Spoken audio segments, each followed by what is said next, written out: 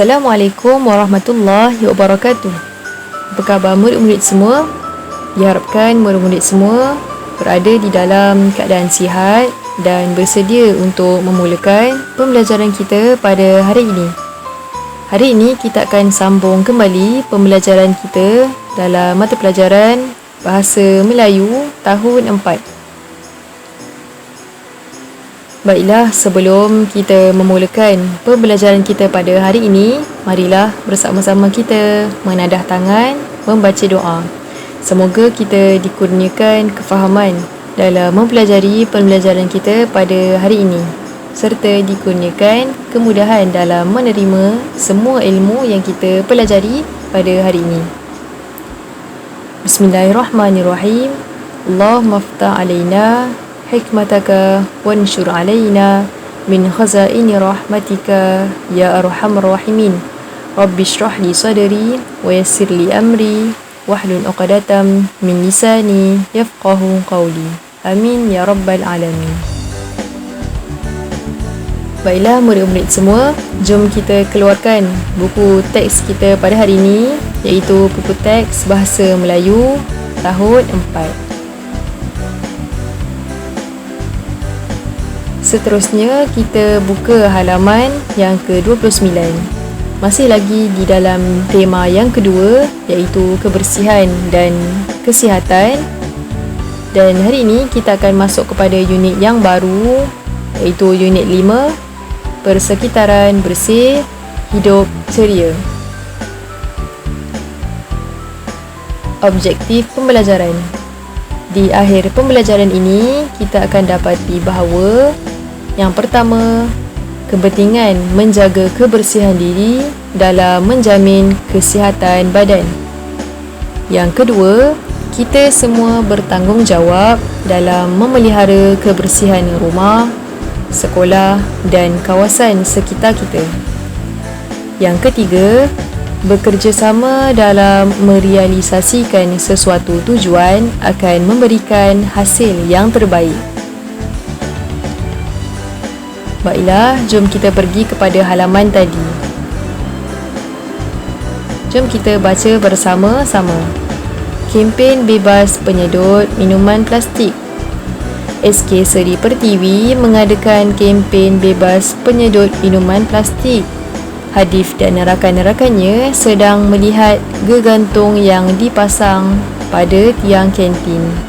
Baiklah, di sini kita dapat mengetahui bahawa Sekolah Kebangsaan Seri Pertiwi mengadakan kempen bebas penyedot minuman plastik.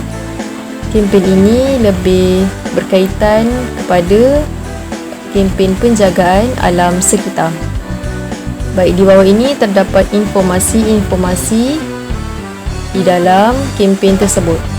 Jom kita baca informasi-informasi ini. Jom gunakan penyedot minuman kertas. Ianya diperbuat daripada bahan semula jadi. Yang kedua, boleh dikitar semula untuk mengurangkan pencemaran. Yang ketiga, mudah terurai. Yang keempat, bentuk dan fungsinya sama dengan penyedot minuman plastik. Baiklah, penyedot minuman plastik, katakan tidak pada penyedot minuman plastik. Ianya diperbuat daripada bahan kimia. Yang kedua, punca alam tercemar dan mengancam hidupan. Yang ketiga, lambat terurai. Dan yang keempat, boleh melepaskan gas yang beracun jika dibakar. Baiklah, yang kedua, kita dapat lihat gambar berserta ada ruangan-ruangan kosong. Apakah arahannya? Kita perlu membuat banding beza menggunakan peta buih berganda dan menjelaskannya. Baiklah, kita perlu mengisi ruangan kosong serta membuat perbandingan. Baiklah, jom kita lakukan bersama-sama. Yang pertama, bahan semula jadi. Jadi apakah perbandingannya? Jika penyedut minuman kertas diperbuat daripada bahan semula jadi, maka perbandingannya adalah penyedut minuman plastik pula diperbuat daripada bahan kimia. Jadi jawapannya di sini. Seterusnya, punca alam tercemar.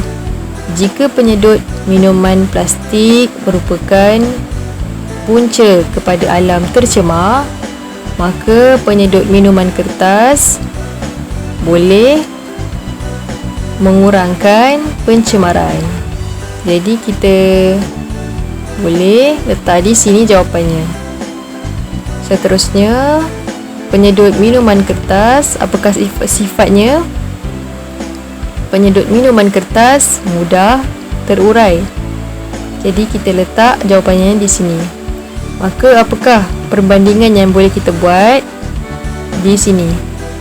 Penyedut minuman plastik lambat terurai. Jadi jawapannya di sini. Baiklah, tinggal lagi satu ruangan kosong. Di sini ada dua arah. Bermaksud mestilah mempunyai sifat ataupun kriteria yang sama. Jika penyedut minuman kertas dan penyedut minuman plastik mempunyai bentuk yang sama, maka penyedut minuman kertas dan penyedut minuman plastik mempunyai fungsi yang sama.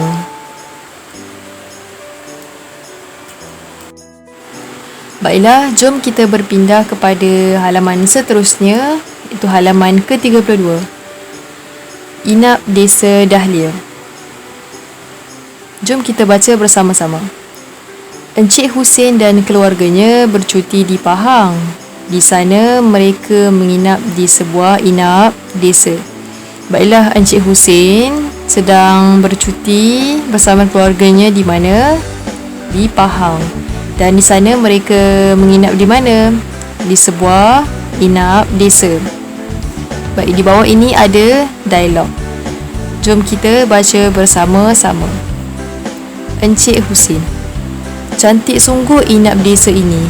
Ramai kawan ayah telah menginap di sini. Persekitarannya yang nyaman dan bersih sentiasa menjadi sebutan mereka. Hajar.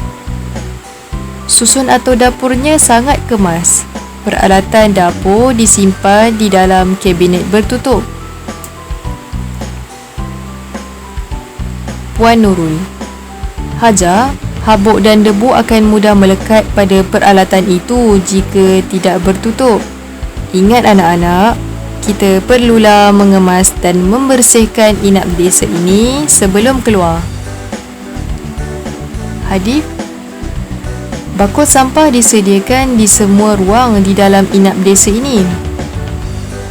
Nazri, iaitu pemilik inap desa. Kawasan persekitaran inap desa ini tiada sampah atau daun kering yang bertaburan. Sekiranya terdapat sampah atau daun kering, pasti mengundang haiwan pembawa penyakit. Baiklah, di bawah ini terdapat soalan pemahaman. Jadi, jom kita jawab bersama-sama. Soalan yang pertama, apakah keistimewaan inap desa Dahlia? Jadi, apakah jawapannya?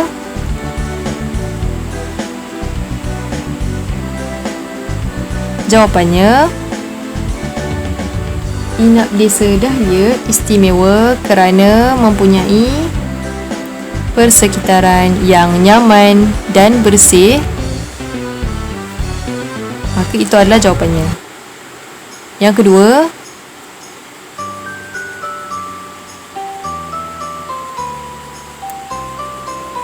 mengapakah peralatan dapur disimpan di dalam kabinet bertutup? Jadi, apakah jawapannya? Baik, jawapannya di sini. Peralatan dapur disimpan dalam kabinet bertutup bagi mengelakkan habuk dan debu mudah melekat pada peralatan-peralatan tersebut. Baik. Yang ketiga, mengapakah persekitaran yang kotor menjadi punca penyakit? Baiklah, jawapannya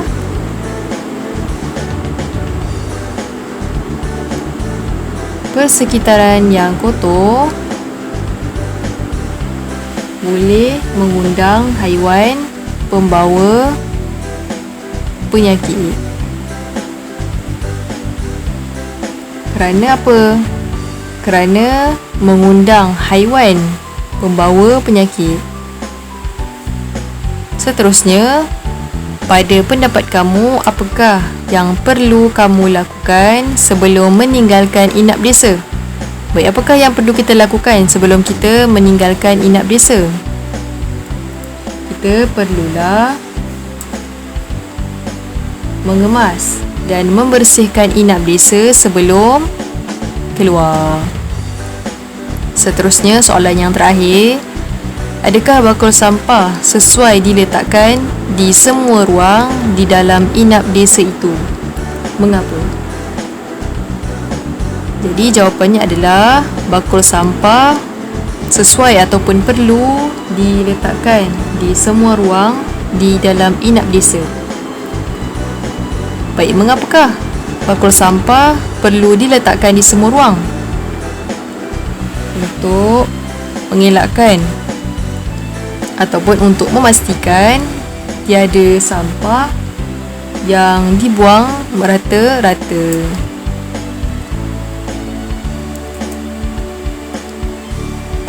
Seterusnya, halaman yang ke-34 tentang kelasku inspirasiku. Hadif menulis sepucuk surat kepada rakannya untuk menceritakan perihal kelasnya. Baik, jika kita perhatikan secara keseluruhan surat ini, terdapat ruangan kosong. Jadi di sini kita dapat lihat ada beberapa perkataan. Dan perkataan ini kita perlu isi di ruangan yang telah disediakan mengikut jawapan yang tepat. Baik, untuk mengetahui jawapan yang tepat, mari kita baca bersama-sama. Hadif bin Husin, 14 Taman Impian, 81200 Johor Bahru, Johor Darul Takzim. Tarikh 20 Mac 2021 misalnya. Menemui sahabatku Anding yang berada di Sarawak. Saudara, apa khabar? Diharapkan saudara dan keluarga sihat selalu. Saya dan keluarga sihat-sihat saja di sini. Saudara, tujuan saya menulis surat ini adalah untuk tempat kosong tentang kelas saya. Kelas saya telah dipilih sebagai kelas terbersih untuk bulan ketiga berturut-turut. Semuanya berkat kesungguhan murid-murid yang ruangan kosong untuk membersihkan kelas. Setiap hari, guru bertugas akan memeriksa kelas kami. Markah diberikan, ruang kosong, kriteria yang ditetapkan. Oleh sebab itu, kami akan segera membersihkan kelas selepas ruangan kosong. Guru kelas saya selalu ruangan kosong supaya kami sentiasa menjaga kebersihan. Tempat yang berhabuk menyebabkan kita ruangan kosong. Untuk mengelakkannya, kami sentiasa mengelap tingkap. Akhir kata, saya ruangan kosong agar saudara dapat menceritakan aspek kebersihan di sekolah saudara. Semoga kita ruangan kosong lagi dalam warka seterusnya. Sekian, terima kasih. Sahabatmu, Hadif. Baiklah, jom kita cuba mengisi ruangan kosong tadi berdasarkan cerita ataupun surat yang telah kita baca sebentar tadi. Baiklah, yang pertama, Tujuan saya menulis surat ini adalah untuk apa? Untuk bercerita. Jadi ini adalah jawapan yang pertama. Yang kedua, semuanya berkat kesungguhan murid-murid yang... Jawapannya apa? Jawapannya adalah bertugas. Semuanya berkat kesungguhan murid-murid yang bertugas untuk membersihkan kelas. Yang ketiga, setiap hari guru bertugas akan memeriksa kelas kami. Markah diberikan. Jawapannya adalah berpandukan. Jadi, setiap hari guru bertugas akan memeriksa kelas kami. Markah diberikan berpandukan kriteria yang ditetapkan. Seterusnya, oleh sebab itu, kami akan segera membersihkan kelas selepas... Apakah jawapannya? Jawapannya adalah selepas berehat. Jadi, oleh sebab itu, kami akan segera membersihkan kelas selepas berehat. Seterusnya, guru kelas saya selalu... Apakah jawapannya? Jawapannya adalah berpesan. Jadi, guru kelas saya selalu berpesan supaya kami sentiasa menjaga kebersihan. Tempat yang berhabuk menyebabkan kita... Tempat yang berhabuk akan menyebabkan kita apa? Bersin. Jadi, jawapannya adalah bersin. Untuk mengelakkannya, kami sentiasa mengelap tingkap. Akhir kata, saya... Jawapannya adalah berharap. Saya berharap agar saudara dapat menceritakan aspek kebersihan di sekolah saudara. Semoga kita akan... Jawapannya adalah bertemu. Semoga kita akan bertemu lagi dalam warka seterusnya. Baiklah, telah lengkap jawapan surat dalam surat kita.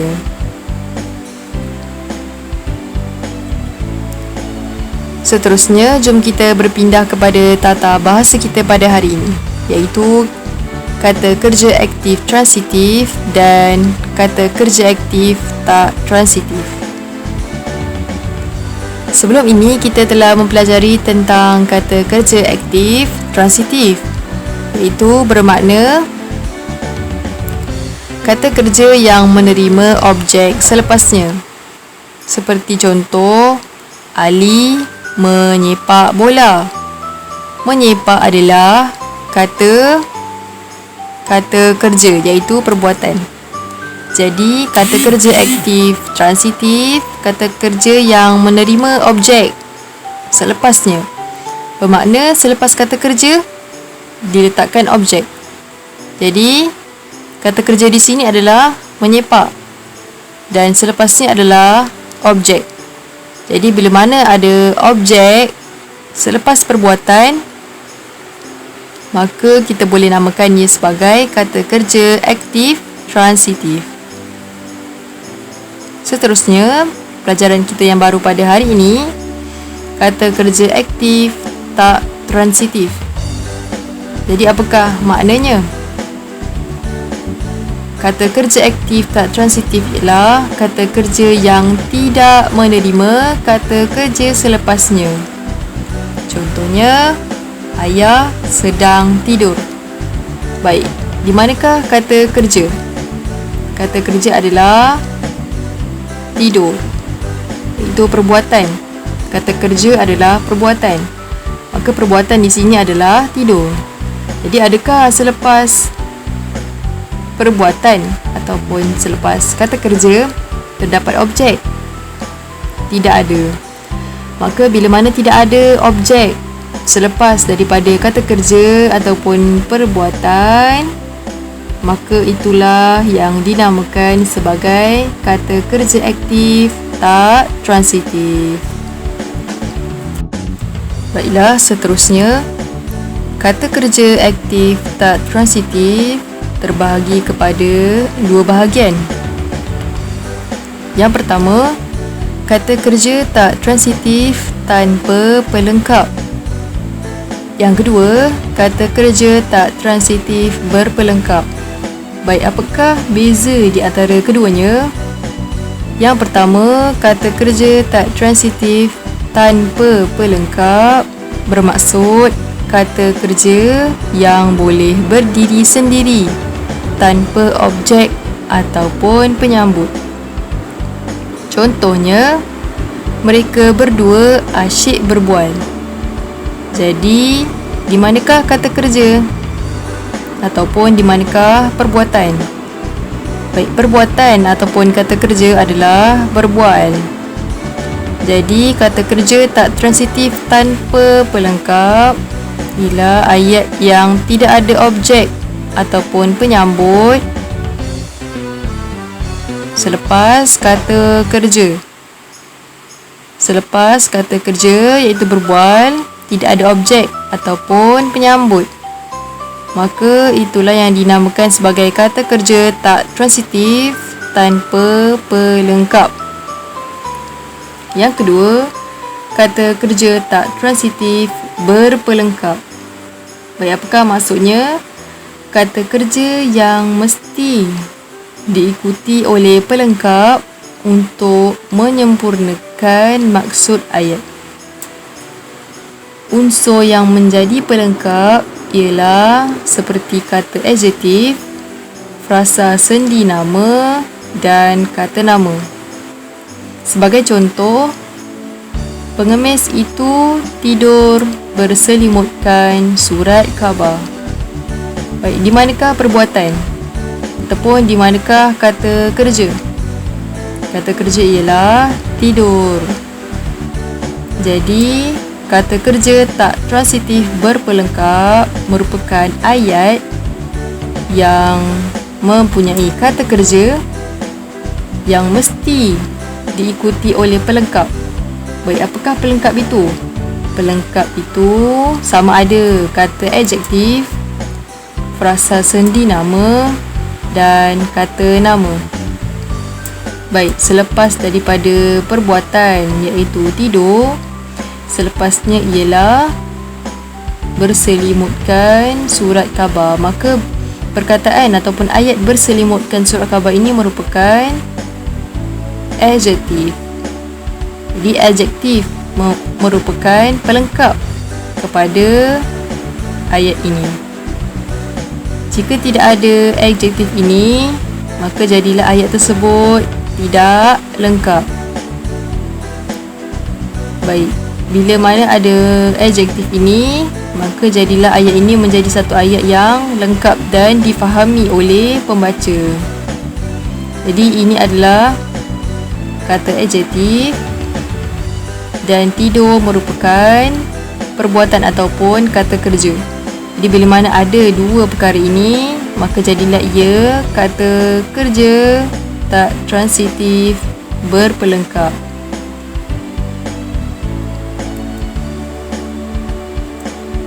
Sekadar itu sahaja pembelajaran kita pada hari ini. Diharapkan murid-murid semua dapat memahami pembelajaran kita pada hari ini dan menyelesaikan tugasan-tugasan yang diberikan.